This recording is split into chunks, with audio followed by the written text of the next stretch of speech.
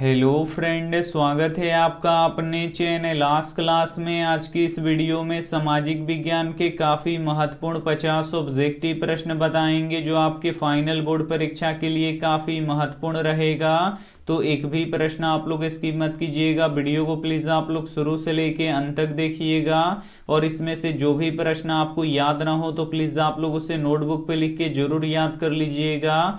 और चैनल को अभी तक आप सब्सक्राइब नहीं किए हैं तो चैनल को सब्सक्राइब कर लीजिएगा। और सब्सक्राइब करने के बाद एक बेल आइकन आता है तो बेल आइकन को दबा के ऑल पे कर लीजिएगा, ताकि जब भी लाइव क्लास हो तो आपके पास नोटिफिकेशन पहुंचता रहे।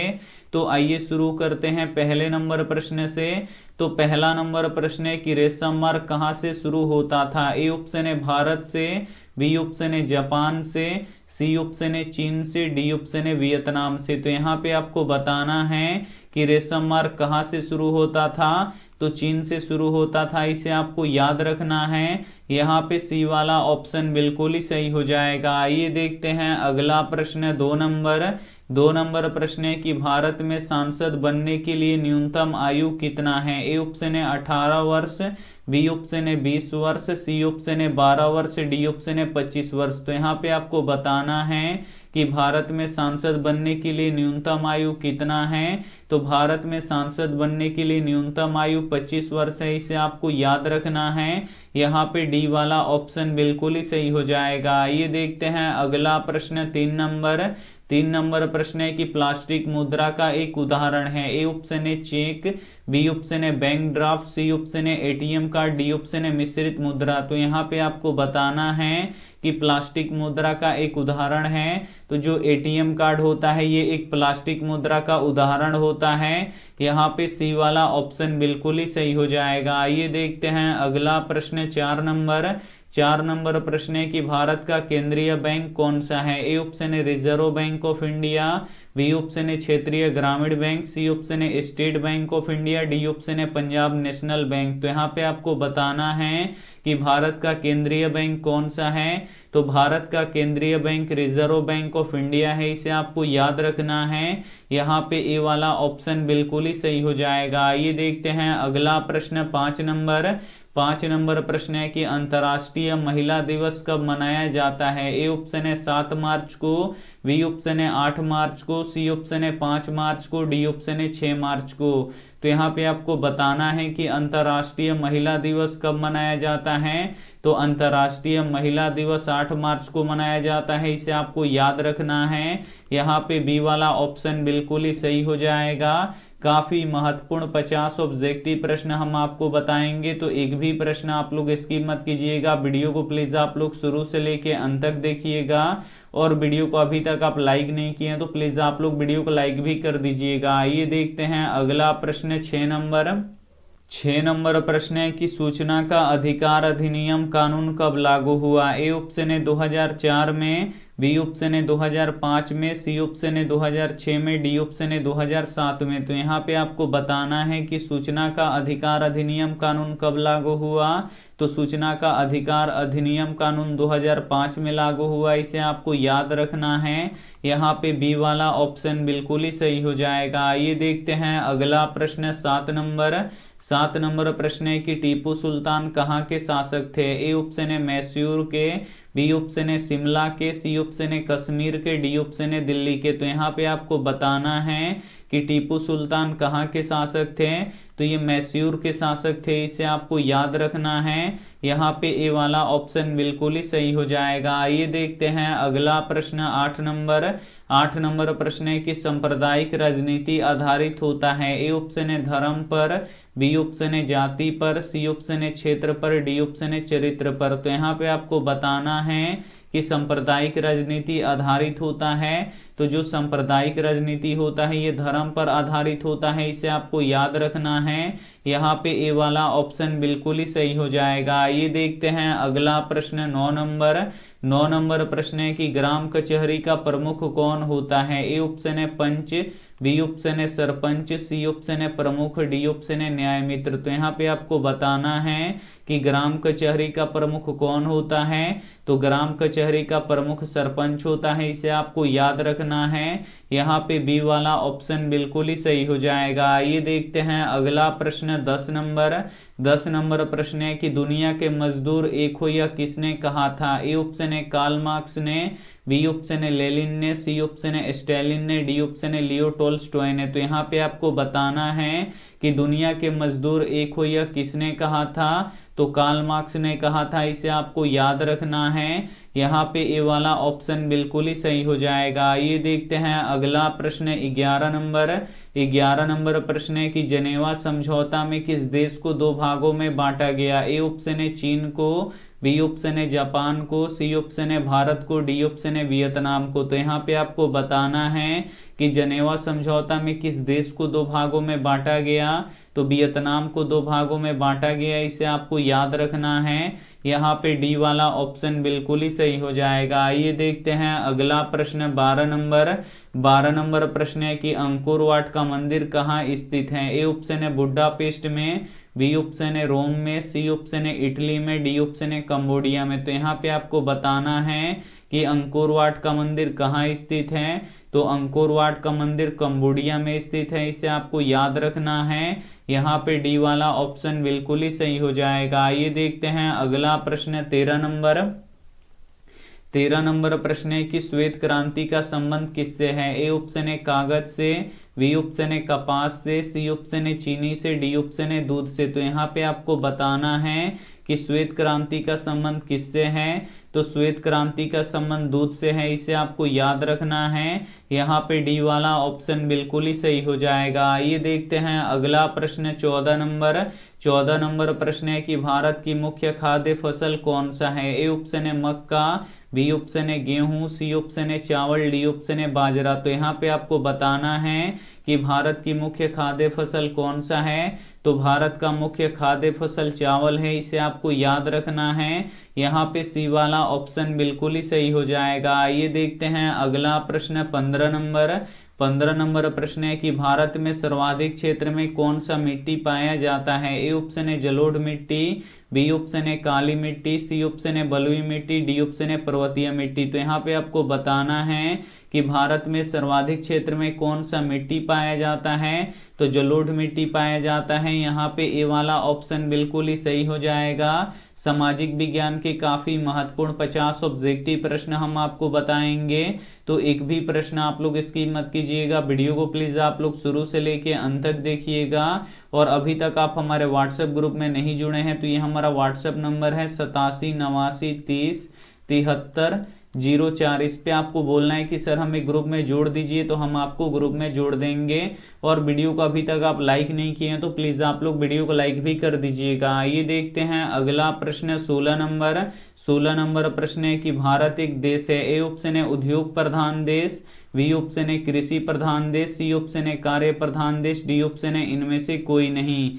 तो यहाँ पे आपको बताना है कि भारत एक देश है। तो भारत एक कृषि प्रधान देश है, इसे आपको याद रखना है। यहाँ पे बी वाला ऑप्शन बिल्कुल ही सही हो जाएगा। आइए देखते हैं अगला प्रश्न 17 नंबर प्रश्न है कि भारत में अब कितने राज्य हैं। ए ऑप्शन है 28, बी ऑप्शन है 12, सी ऑप्शन है 29, डी ऑप्शन है 27। तो यहाँ पे आपको बताना है कि भारत में अब कितने राज्य हैं। तो भारत में अब 28 राज्य हैं, इसे आपको याद रखना है। यहाँ पे ए वाला ऑप्शन बिल्कुल ही सही हो जाएगा। आइए देखते हैं अगला प्रश्न 18 नंबर प्रश्न है कि नेपाल की मुद्रा क्या है। ए ऑप्शन है टका, बी ऑप्शन है रुपया, सी ऑप्शन है डॉलर, डी ऑप्शन है पौंड। तो यहाँ पे आपको बताना है कि नेपाल की मुद्रा क्या है। तो नेपाल की मुद्रा रुपया है, इसे आपको याद रखना है। यहाँ पे बी वाला ऑप्शन बिल्कुल ही सही हो जाएगा। आइए देखते हैं अगला प्रश्न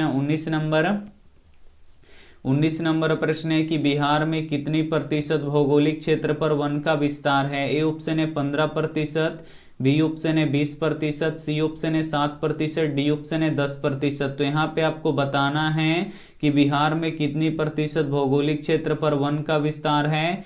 तो 7% पर है, इसे आपको याद रखना है।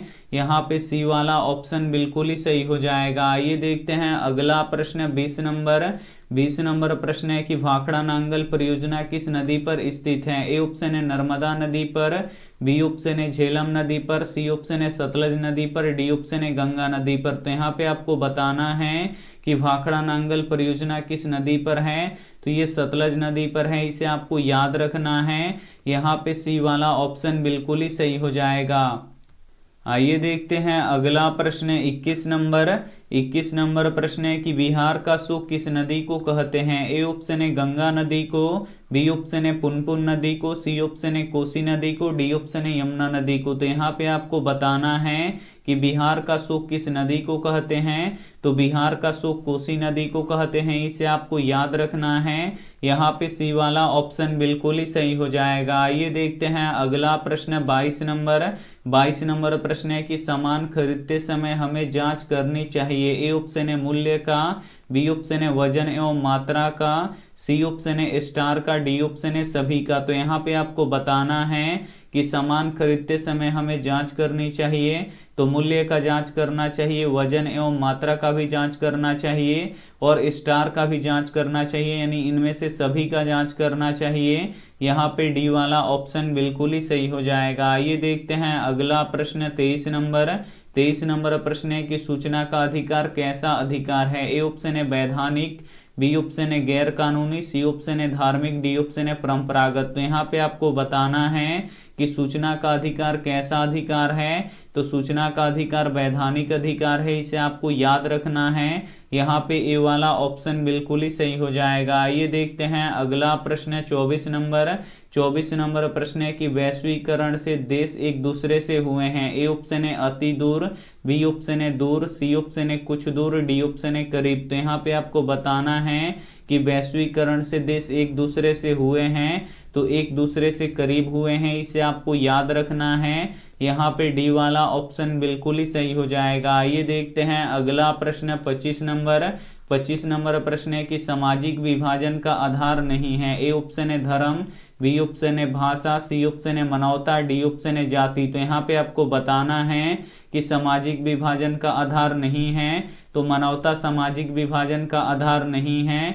यहाँ पे सी वाला ऑप्शन बिल्कुल ही सही हो जाएगा। आइए देखते हैं अगला प्रश्न 26 नंबर प्रश्न है कि जलवेराइन एक संस्था थी। ए ऑप्शन है क्रांतिकारियों की, बी ऑप्शन है व्यापारियों की, सी ऑप्शन है विद्वानों की, डी ऑप्शन है नाविक की। तो यहाँ पे आपको बताना है कि जलवेराइन एक संस्था थी, तो जलवेराइन एक व्यापारियों की संस्था थी, इसे आपको याद रखना है। यहाँ पे बी वाला ऑप्शन बिल्कुल ही सही हो जाएगा। आइए देखते हैं अगला प्रश्न 27 नंबर प्रश्न है कि सोपानी कृषि किस राज्य में होता है। ए ऑप्शन है हरियाणा में, बी ऑप्शन है पंजाब में, सी ऑप्शन है गुजरात में, डी ऑप्शन है उत्तराखंड में। तो यहाँ पे आपको बताना है कि सोपानी कृषि किस राज्य में होता है, तो सोपानी कृषि उत्तराखंड में होता है, इसे आपको याद रखना है। यहाँ पे डी वाला ऑप्शन बिल्कुल ही सही हो जाएगा। आइए देखते हैं अगला प्रश्न 28 नंबर प्रश्न है कि आर्थिक विकास का तीसरा क्षेत्र क्या है। ए ऑप्शन है विज्ञान क्षेत्र, बी ऑप्शन है कृषि क्षेत्र, सी ऑप्शन है सेवा क्षेत्र, डी ऑप्शन है शिक्षा क्षेत्र। तो यहाँ पे आपको बताना है कि आर्थिक विकास का तीसरा क्षेत्र क्या है, तो आर्थिक विकास का तीसरा क्षेत्र सेवा क्षेत्र है, इसे आपको याद रखना है। यहाँ पे सी वाला ऑप्शन बिल्कुल ही सही हो जाएगा। आइए देखते हैं अगला प्रश्न 29 नंबर प्रश्न है कि निम्न में से किस देश में मिश्रित अर्थव्यवस्था है। ए ऑप्शन है अमेरिका में, बी ऑप्शन है भारत में, सी ऑप्शन है चीन में, डी ऑप्शन है ब्रिटेन में। तो यहाँ पे आपको बताना है कि निम्न में से किस देश में मिश्रित अर्थव्यवस्था है, तो अपने देश भारत में मिश्रित अर्थव्यवस्था है, इसे आपको याद रखना है। यहाँ पे बी वाला ऑप्शन बिल्कुल ही सही हो जाएगा। आइए देखते हैं अगला प्रश्न 30 नंबर प्रश्न है कि धन निकासी का सिद्धांत किसने दिया था। ए ऑप्शन है फिरोज शाह ने, बी ऑप्शन है दादा भाई नौरोजी ने, सी ऑप्शन है महात्मा गांधी ने, डी ऑप्शन है तिलक ने। तो यहाँ पे आपको बताना है कि धन निकासी का सिद्धांत किसने दिया था। तो धन निकासी का सिद्धांत दादा भाई नौरोजी ने दिया था, इसे आपको याद रखना है। यहाँ पे बी वाला ऑप्शन बिल्कुल ही सही हो जाएगा। ये देखते हैं अगला प्रश्न 31 नंबर। 31 नंबर प्रश्न है कि आलू अकाल किस देश में पड़ा था। ए ऑप्शन है आयरलैंड में, बी ऑप्शन है इंग्लैंड में, सी ऑप्शन है अमेरिका में, डी ऑप्शन है जर्मनी में। तो यहाँ पे आपको बताना है कि आलू अकाल किस देश में पड़ा था। तो आयरलैंड में पड़ा था, इसे आपको याद रखना है। यहाँ पे ए वाला ऑप्शन बिल्कुल ही सही हो जाएगा। ये देखते हैं अगला प्रश्न 32 नंबर। 32 नंबर प्रश्न है कि रक्त और लौह की नीति को किसने अपनाया था। ए ऑप्शन है मेजनी ने, बी ऑप्शन है हिटलर ने, सी ऑप्शन है बिस्मार्क ने, डी ऑप्शन है विलियम ने। तो यहाँ पे आपको बताना है कि रक्त और लौह नीति को किसने अपनाया था। तो रक्त और लौह नीति को बिस्मार्क ने अपनाया था, इसे आपको याद रखना है। यहाँ पे सी वाला ऑप्शन बिल्कुल ही सही हो जाएगा। आइए देखते हैं अगला प्रश्न 33 नंबर। 33 नंबर प्रश्न है कि कन्फ्यूशियस कौन था। ए ऑप्शन है एक लेखक, बी ऑप्शन है एक चीनी विचारक, सी ऑप्शन है क्रांतिकारी नेता, डी ऑप्शन है वियतनाम। तो यहाँ पे आपको बताना है कि कन्फ्यूशियस कौन था। तो कन्फ्यूशियस एक चीनी विचारक था, इसे आपको याद रखना है। यहाँ पे बी वाला ऑप्शन बिल्कुल ही सही हो जाएगा। ये देखते हैं अगला प्रश्न 34 नंबर। 34 नंबर प्रश्न है कि सार्क का मुख्यालय कहाँ है। ए ऑप्शन है दिल्ली में, बी ऑप्शन है ढाका में, सी ऑप्शन है काठमांडू में, डी ऑप्शन है लाहौर में। तो यहाँ पे आपको बताना है कि सार्क का मुख्यालय कहाँ है। तो सार्क का मुख्यालय काठमांडू में है, इसे आपको याद रखना है। यहाँ पे सी वाला ऑप्शन बिल्कुल ही सही हो जाएगा। ये देखते हैं अगला प्रश्न 35 नंबर। 35 नंबर प्रश्न है कि बैंक उदाहरण है। ए ऑप्शन है प्राथमिक क्षेत्र का, बी ऑप्शन है तृतीय क्षेत्र का, सी ऑप्शन है द्वितीय क्षेत्र का, डी ऑप्शन है इनमें से कोई नहीं। तो यहाँ पे आपको बताना है कि बैंक उदाहरण है। तो जो बैंक है ये तृतीय क्षेत्र का उदाहरण है, इसे आपको याद रखना है। यहाँ पे बी वाला ऑप्शन बिल्कुल ही सही हो जाएगा। ये देखते हैं अगला प्रश्न 36 नंबर। 36 नंबर प्रश्न है कि व्यावसायिक बैंकों का राष्ट्रीयकरण कब किया गया। ए ऑप्शन है 1966 में, बी ऑप्शन है 1980 में, सी ऑप्शन है 1969 में, डी ऑप्शन है 1970 में। तो यहाँ पे आपको बताना है कि व्यावसायिक बैंकों का राष्ट्रीयकरण कब किया गया। तो 1969 में किया गया। यहाँ पे सी वाला ऑप्शन बिल्कुल ही सही हो जाएगा। ये देखते हैं अगला प्रश्न 37 नंबर। 37 नंबर प्रश्न है कि नर्मदा बचाओ आंदोलन में नर्मदा क्या है। ए ऑप्शन है तालाब, बी ऑप्शन है नदी, सी ऑप्शन है समुद्र, डी ऑप्शन है पेड़। तो यहाँ पे आपको बताना है कि नर्मदा बचाओ आंदोलन में नर्मदा क्या है। तो नर्मदा एक नदी है। यहाँ पे बी वाला ऑप्शन बिल्कुल ही सही हो जाएगा। ये देखते हैं अगला प्रश्न 38 नंबर प्रश्न है कि सरदार सरोवर बांध किस नदी पर स्थित है। ए ऑप्शन है गोदावरी नदी पर, बी ऑप्शन है नर्मदा नदी पर, सी ऑप्शन है कावेरी नदी पर, डी ऑप्शन है सतलज नदी पर। तो यहाँ पे आपको बताना है कि सरदार सरोवर बांध किस नदी पर स्थित है। तो सरदार सरोवर बांध नर्मदा नदी पर स्थित है, इसे आपको याद रखना है। यहाँ पे बी वाला ऑप्शन बिल्कुल ही सही हो जाएगा। ये देखते हैं अगला प्रश्न 39 नंबर। 39 नंबर प्रश्न है कि भारत का वित्तीय राजधानी किस शहर को कहा गया है। ए ऑप्शन है मुंबई को, बी ऑप्शन है दिल्ली को, सी ऑप्शन है पटना को, डी ऑप्शन है चेन्नई को। तो यहाँ पे आपको बताना है कि भारत का वित्तीय राजधानी किस शहर को कहा गया है। तो मुंबई को कहा गया है, इसे आपको याद रखना है। यहाँ पे ए वाला ऑप्शन बिल्कुल ही सही हो जाएगा। ये देखते हैं अगला प्रश्न 40 नंबर। 40 नंबर प्रश्न है कि कोयला किस प्रकार का संसाधन है। ए ऑप्शन है अनवीकरणीय, बी ऑप्शन है नवीकरणीय, सी ऑप्शन है जैव, डी ऑप्शन है अजैव। तो यहाँ पे आपको बताना है कि कोयला किस प्रकार का संसाधन है। तो जो कोयला है ये अनवीकरणीय संसाधन है। यहाँ पे ए वाला ऑप्शन बिल्कुल ही सही हो जाएगा। ये देखते हैं अगला प्रश्न 41 नंबर। 41 नंबर प्रश्न है कि वल्लभ भाई पटेल को सरदार की उपाधि किस किसान आंदोलन के दौरान दी गई। ए ऑप्शन है बारदोली, बी ऑप्शन है अहमदाबाद, सी ऑप्शन है खेड़ा, डी ऑप्शन है चंपारण। तो यहाँ पे आपको बताना है कि वल्लभ भाई पटेल को सरदार की उपाधि किस किसान आंदोलन के दौरान दी गई। तो बारदोली किसान आंदोलन के दौरान दी गई। यहाँ पे ए वाला ऑप्शन बिल्कुल ही सही हो जाएगा। ये देखते हैं अगला प्रश्न 42 नंबर। 42 नंबर प्रश्न है कि प्राणियों के शरीर में कितना प्रतिशत जल होता है। ए ऑप्शन है 55%, बी ऑप्शन है 60%, सी ऑप्शन है 65%, डी ऑप्शन है 70%। तो यहाँ पे आपको बताना है कि प्राणियों के शरीर में कितना प्रतिशत जल होता है। तो प्राणियों के शरीर में 65% जल होता है। यहाँ पे सी वाला ऑप्शन बिल्कुल ही सही हो जाएगा। ये देखते हैं अगला प्रश्न 43 नंबर। 43 नंबर प्रश्न है कि विश्व पर्यावरण दिवस कब मनाया जाता है। ए ऑप्शन है 5 अप्रैल को, बी ऑप्शन है 5 जून को, सी ऑप्शन है 5 अगस्त को, डी ऑप्शन है 5 अक्टूबर को। तो यहाँ पे आपको बताना है कि विश्व पर्यावरण दिवस कब मनाया जाता है। तो 5 जून को मनाया जाता है, इसे आपको याद रखना है। यहाँ पे बी वाला ऑप्शन बिल्कुल ही सही हो जाएगा। ये देखते हैं अगला प्रश्न 44 नंबर। 44 नंबर प्रश्न है कि राजनीतिक दलों की नींव सर्वप्रथम किस देश में पड़ी। ए ऑप्शन है ब्रिटेन में, बी ऑप्शन है भारत में, सी ऑप्शन है अमेरिका में, डी ऑप्शन है फ्रांस में। तो यहाँ पे आपको बताना है कि राजनीतिक दलों की नींव सर्वप्रथम किस देश में पड़ी। तो राजनीतिक दलों की नींव सर्वप्रथम ब्रिटेन में पड़ी, इसे आपको याद रखना है। यहाँ पे ए वाला ऑप्शन बिल्कुल ही सही हो जाएगा। ये देखते हैं अगला प्रश्न 45 नंबर। 45 नंबर प्रश्न है कि सुनामी किस स्थान पर आता है। ए ऑप्शन है तटीय क्षेत्रों पर, बी ऑप्शन है आसमान में, सी ऑप्शन है समुद्र में, डी ऑप्शन है तालाब में। तो यहाँ पे आपको बताना है कि सुनामी किस स्थान पर आता है। तो जो सुनामी होता है ये समुद्र में आता है, इसे आपको याद रखना है।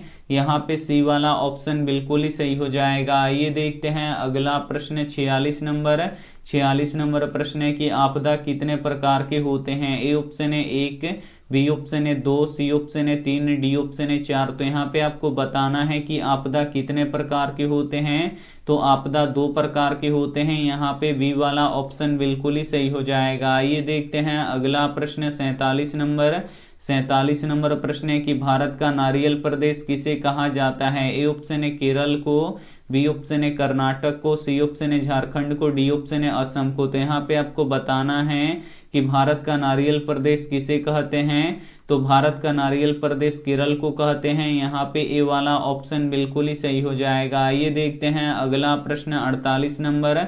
48 नंबर प्रश्न है कि नरोत्तम सिंहानुक कहाँ के शासक थे। ए ऑप्शन है वियतनाम के, बी ऑप्शन है लाओस के, सी ऑप्शन है कंबोडिया के, डी ऑप्शन है थाईलैंड के। तो यहाँ पे आपको बताना है कि नरोत्तम सिंहानुक कहाँ के शासक थे। तो जो नरोत्तम सिंहानुक थे ये कंबोडिया के शासक थे, इसे आपको याद रखना है। यहाँ पे सी वाला ऑप्शन बिल्कुल ही सही हो जाएगा। ये देखते हैं अगला प्रश्न 49 नंबर। 49 नंबर प्रश्न है कि होची मिन्ह का शाब्दिक अर्थ क्या होता है। ए ऑप्शन है मसीहा, बी ऑप्शन है पथ प्रदर्शक, सी ऑप्शन है क्रांतिकारी, डी ऑप्शन है भगवान। तो यहाँ पे आपको बताना है कि होची मिन्ह का शाब्दिक अर्थ क्या होता है। तो होची मिन्ह का शाब्दिक अर्थ पथ प्रदर्शक होता है, इसे आपको याद रखना है। यहाँ पे बी वाला ऑप्शन बिल्कुल ही सही हो जाएगा। ये देखते हैं अंतिम प्रश्न 50 नंबर। 50 नंबर प्रश्न है कि फॉरवर्ड ब्लॉक की स्थापना किसने की। ए ऑप्शन है राम मनोहर लोहिया ने, बी ऑप्शन है सुभाष चंद्र बोस ने, सी ऑप्शन है लाला लाजपत राय ने, डी ऑप्शन है महात्मा गांधी ने। तो यहाँ पे आपको बताना है कि फॉरवर्ड ब्लॉक की स्थापना किसने किया। तो सुभाष चंद्र बोस ने किया। यहाँ पे बी वाला ऑप्शन बिल्कुल ही सही हो जाएगा। काफी महत्वपूर्ण 50 ऑब्जेक्टिव प्रश्न का हम रिवीजन करवा चुके हैं। और यहाँ पे देखिए 50 ऑब्जेक्टिव प्रश्न है, ये आपके फाइनल बोर्ड परीक्षा के लिए काफी महत्वपूर्ण है। तो इसमें से जो भी प्रश्न आपको याद ना हो तो प्लीज आप लोग उसे नोटबुक पे लिख के जरूर याद कर लीजिएगा। और 6 बजे, अभी 6 बजे हिंदी का क्या होगा, सुबह में 6 बजे हिंदी का अभी टेस्ट होगा हमारे वेबसाइट पे। तो आप लोग जाइए और हिंदी का टेस्ट दीजिए। और ये रहा आपके लिए होमवर्क प्रश्न, इसका जवाब आपको कमेंट बॉक्स में देना है कि तिनकठिया प्रणाली किस पर लागू होता था। ए ऑप्शन है उद्योगपतियों पर, बी ऑप्शन है व्यापारियों पर, सी ऑप्शन है श्रमिकों पर, डी ऑप्शन है किसानों पर। तो जो भी ऑप्शन आपको सही लगे वो आप हमें कमेंट करके जरूर बताइएगा। और वीडियो को लाइक नहीं किए तो प्लीज आप लोग वीडियो को लाइक कीजिए, अपने दोस्तों के पास इस वीडियो को जरूर शेयर कीजिए। और चैनल को अभी तक आप सब्सक्राइब नहीं किए तो चैनल को सब्सक्राइब कीजिए। Thank you for watching. मिलते हैं अगले वीडियो में, तब तक अपना ध्यान रखिए, मन लगा के पढ़ाई कीजिए। Take care and bye.